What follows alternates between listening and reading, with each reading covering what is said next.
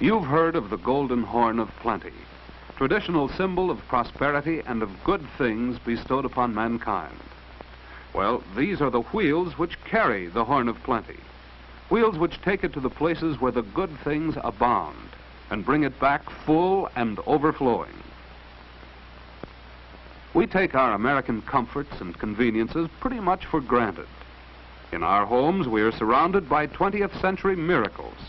Miracles which are not exclusively American, but which are here so commonplace that they are seldom regarded as miracles anymore. Dinner's ready. Come and get it.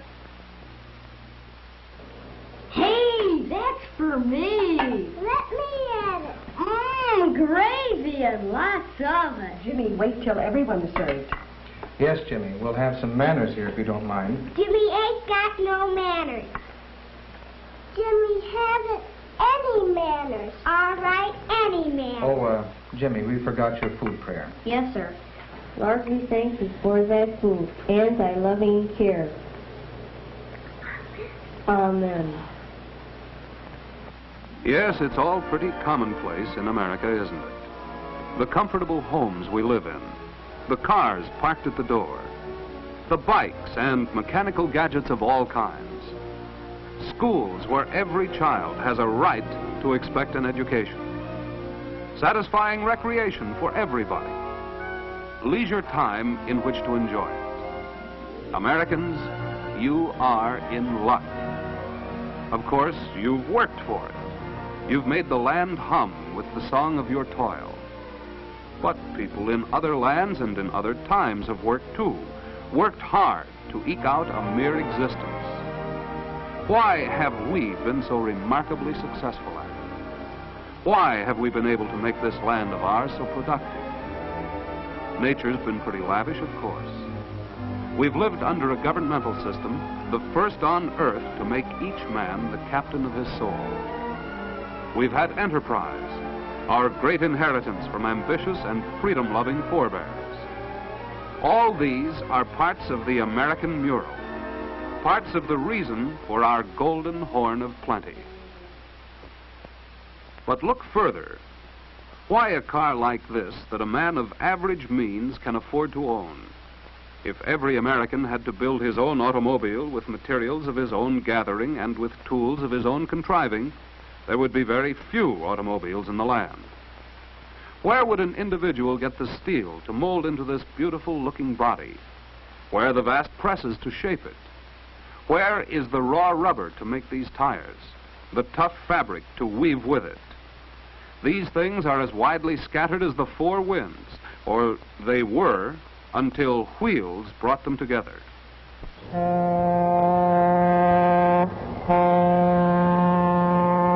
The magic of our modern horn of plenty is the magic of mobility, the magic of the greatest interchange of goods and of services which the world has ever known.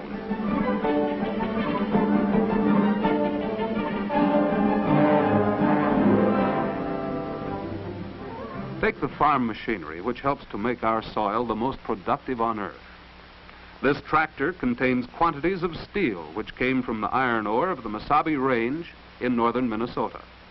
That ore came hundreds of miles by rail and by boat to the mills along the fringes of the Great Lakes.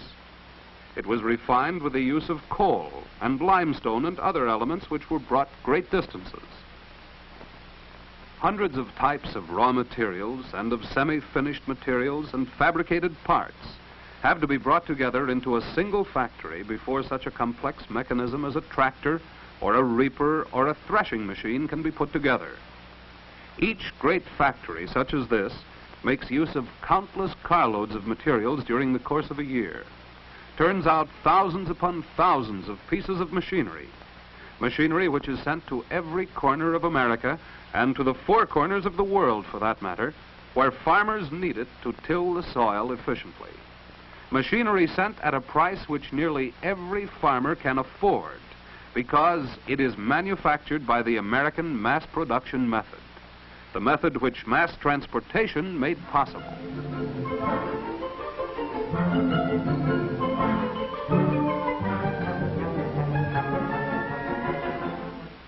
The variety of raw materials which we make use of in our modern civilization is seemingly limitless, and the great quantities of them which have to be shipped over vast distances are almost beyond belief.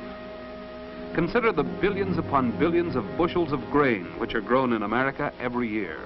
Wheat, corn, rice, barley, oats, grains which are the staff of life. These billions of bushels have to be transported to elevators, stored until they are required by processing plants, shipped and reshipped until they have been made into flour and bread and breakfast food, and delivered to your hometown, your store, your pantry shelf. Livestock, millions of head marketed in an average year. Transported, many of them, several times before they reach their final destination, your dining room table. Transported to feeding areas, to stockyards, to processing plants, then as meat in refrigerator cars, to your butcher's cooler, and thence to you. Products of the forest, billions of board feet of lumber a year. Lumber brought to the mill as giant logs, sawed into all shapes and sizes, delivered to the thousands of factories which make products out of wood, set down in your front yard as building material, or in your living room as furniture. Countless products to enrich your living. Products of the mine, many of them seldom thought of by the average American in the gigantic quantities which are produced and consumed each year.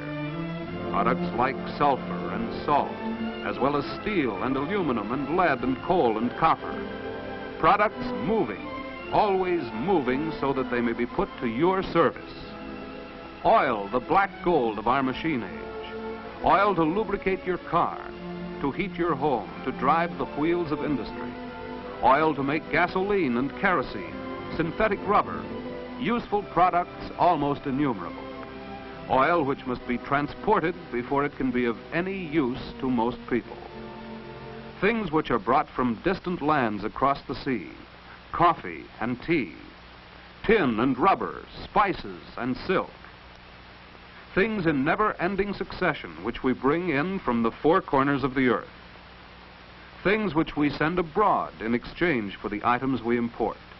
Cotton and grain, minerals, machinery, and fabricated items of every description. This great movement pattern, which is the foundation of our 20th century prosperity, is symbolized by the ingenious machines which man has created, especially here in America, to keep goods moving.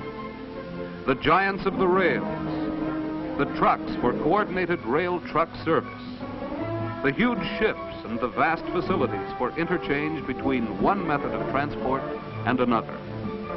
One recent development makes possible the shipment of 100 or more loaded freight cars on a specially constructed boat called a sea train. This spectacular and useful device eliminates the necessity of loading and reloading from car to boat and back again at port cities. Entire freight cars are picked up by the giant machinery, stored on tracks within the hold of the ship until they are removed by similar machinery at their port of destination. Here the cars are again placed on rails and speeded to their final unloading points. Another example of the American inventive mind and business enterprise working to provide America with the greatest transportation system in the world. The backbone of this transportation system is the railroad. The experience of a century during which